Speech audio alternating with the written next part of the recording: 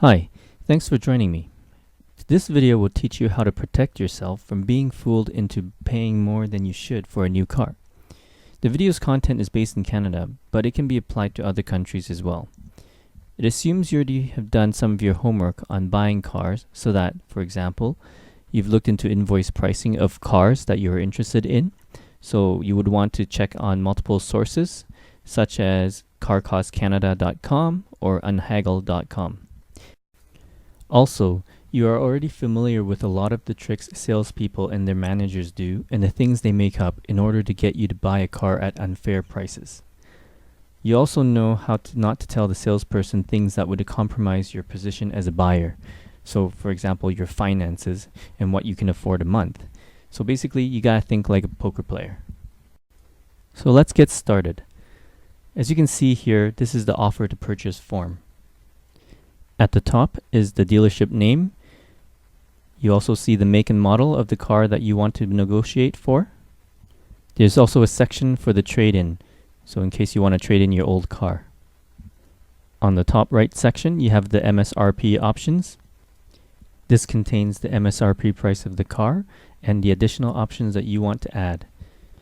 At the bottom of that section, you also see the total and the negotiated discount you were able to obtain based on the knowledge of the invoice price that the dealership paid for the car.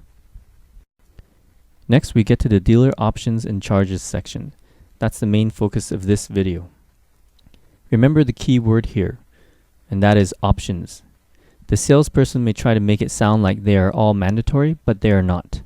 And the amounts are definitely not. Oftentimes, they are inflated to make you pay more than you should.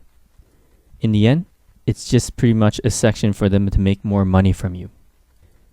I will go over each one of them and tell you some of the tricks that are used and also demystify them for you. Administration fee, which is sometimes also known as the documentation fee, is just another money grab. If you think about it, why would you pay somebody $500 to do some basic documentation? It should already be included in the price of the car. I've also seen a range from $200 to $500 for this.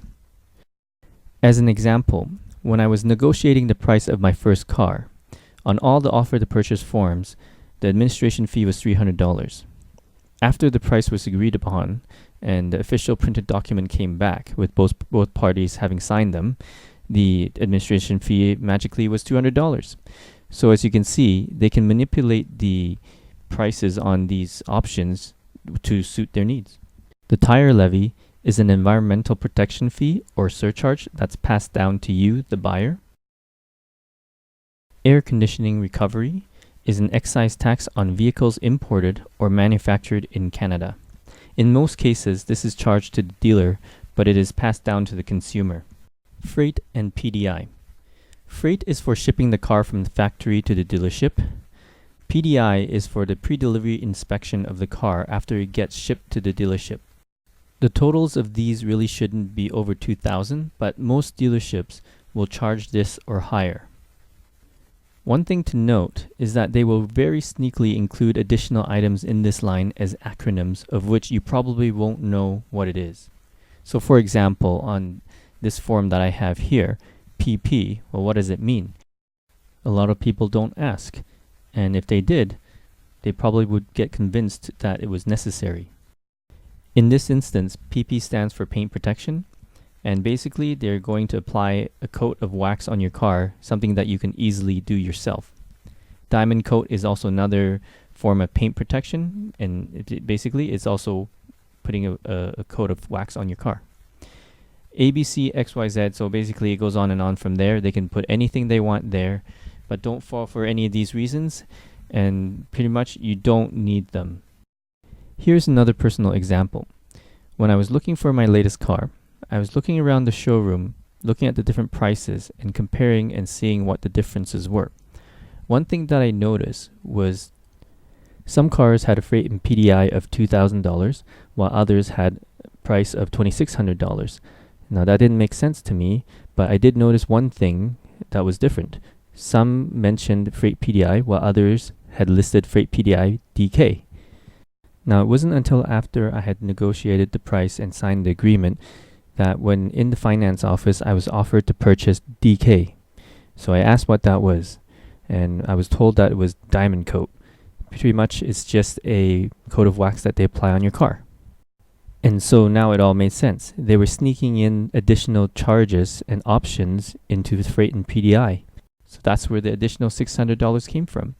So the lesson here is to pay attention to the small details and make sure you understand what and anything that goes onto the dealer options and charges. Other dealer options. If you don't get told what it is and it's hidden like this, it just means they don't want to let you know, because if you did, you wouldn't be very happy. Think about it for a second. Where else do you purchase something and then get a receipt, and on that receipt it says miscellaneous options? Nowhere else. Exactly why this doesn't make sense. Battery charger installed? What battery charger? Most cars don't come with one, and if it was a hybrid, it already has all it needs to be able to charge from your house. If you were going to get a battery charger from them, it probably is just a regular car battery charger that they throw in that costs $50, but you're paying over several $100s for. Block heater. Most cars in Canada come with block heaters installed from factory. All the dealership does is install a plug to the block heater, and they're trying to charge you $500 for a $50 plug. Remember, don't believe them if they tell you that it doesn't come from the factory with it. You should have done your homework already to find out beforehand. One way to easily check on this would be to call their parts department and find out what is required to get a block heater installed on that particular model car. And then you can also find out the pricing and any parts that are required. In fact, their parts department can be a very good source of information, so make sure to use them well. My own personal experience was that the dealership was about to charge me $500 for block heater installation, but when I called the parts department, I found out that the part itself was only $66, and all they needed to do was plug it in, and even the parts guy himself told me that these cars all come from the factory with the block heater installed. Anti-theft. Cars nowadays usually come with a basic alarm system, so you do not pay extra for that. They may try to sell you window etching or intense etching for the vehicle's parts, but the car will either already come with it, or they are charging you $500 for something that costs less than $100 to do somewhere else.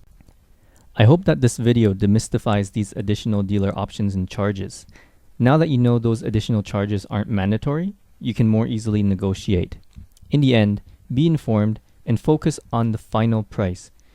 Don't let them run circles around you with the MSRP price or mandatory dealer options and charges.